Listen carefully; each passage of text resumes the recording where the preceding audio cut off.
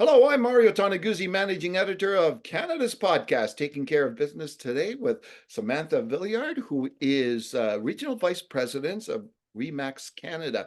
Thanks, Samantha, for joining us today. Thank you for having me.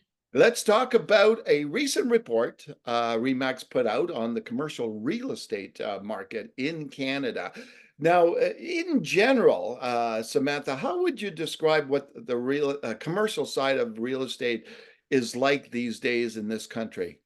Yeah, so it's a great report. Highly encourage everybody to take a look, whether you're an investor, a developer, or you're just interested. I think there was a lot of really interesting components out of that. But most notably, what we noticed was that developers have shifted their focus to purpose-built rental construction in many markets across the country.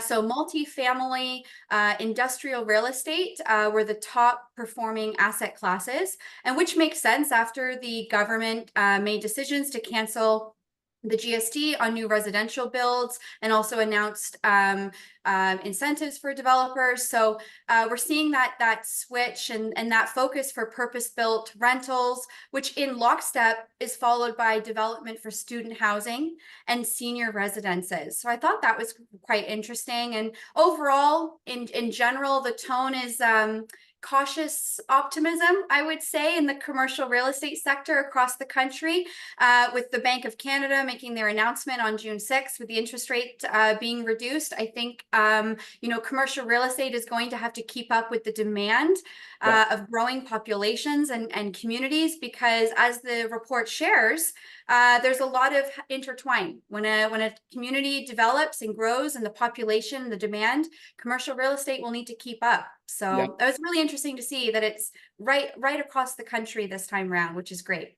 Yeah. One of the things too, and it falls into sort of that multifamily, is mixed use developments, right? Yes. And you see it everywhere, where especially where a lot of the property owners, like big property owners, are taking land from, say, some shopping center sites and building there. Can you talk a little bit about Yes, why that that's was interesting. And we're noticing it a lot in a lot of the urban centers, city centers, where developers or landowners are realizing that the best use of those properties is to increase density. So they're taking things like malls, shopping centers, plazas, and so they're building and adding on residential components and meeting the demands of those growing populations and communities. So what do those communities need? Well, they need daycare facilities. We need shelter. We need a retail space. And so I think the report is showing, or I can see that the report is showing that even retail space is, still going strong. Bricks and mortar is still strong, even with the shift with e-commerce lately and that whole boom we had throughout the pandemic. yeah.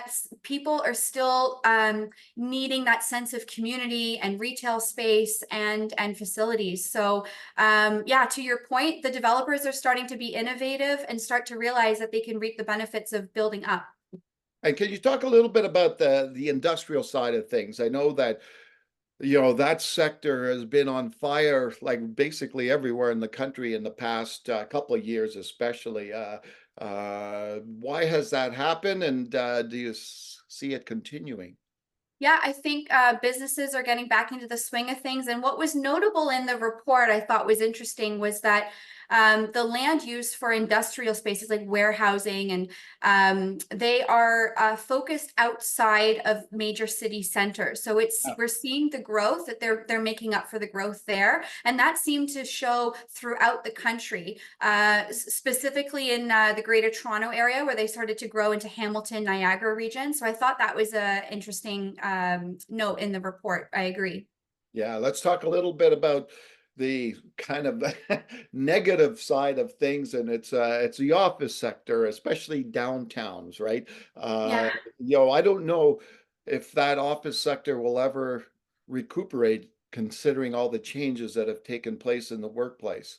Yeah, I do see that those office spaces and they will have to become innovative, and so we're seeing over the last couple of years, and I can see the focus is being put towards um, developers looking at those office spaces and converting them into residential suites or homes.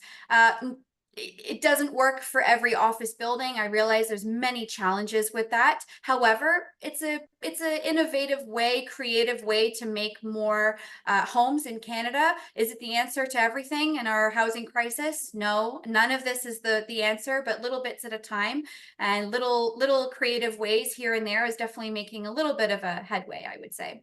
Yeah, and as you look, we're almost halfway through the year. What's the second half of 2024 look like in the commercial real estate Yeah, sector?